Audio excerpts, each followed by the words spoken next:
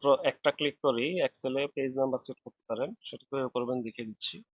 তো একটি Excel file আছে, এখানে দেখতে পাচ্ছেন। এই এক্সেল ফাইলটিতে কোনো পেজ নাম্বার নেই। আমি প্রিন্ট প্রিভিউ অপশন থেকে দেখাই আপনাদের।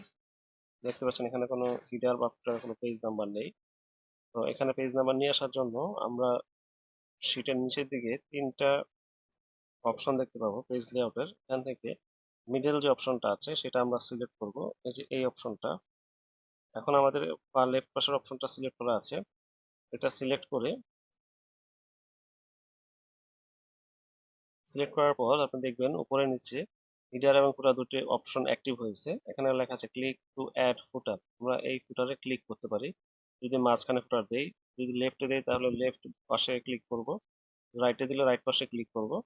আমি মাঝখানেই রাখছি, মাঝখানে ক্লিক করলাম। করার পরে আপনি মেনু বারে দেখবেন এখানে কয়েকটি টুলস চালু হয়েছে: page number, number of page, current time, file path, current date.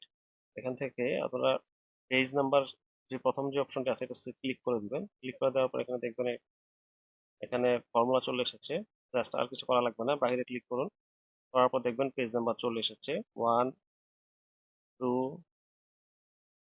3। অর্থাৎ আমার পেজ নাম্বার মাত্র একটা ক্লিক করলেই সেট হয়ে গেল। ভিডিওটি ভালো লাগলে অবশ্যই লাইক, কমেন্ট এবং শেয়ার করে দিবেন এবং আমার পেজটিতে ফলো করে পাশে থাকবেন। ধন্যবাদ সবাই।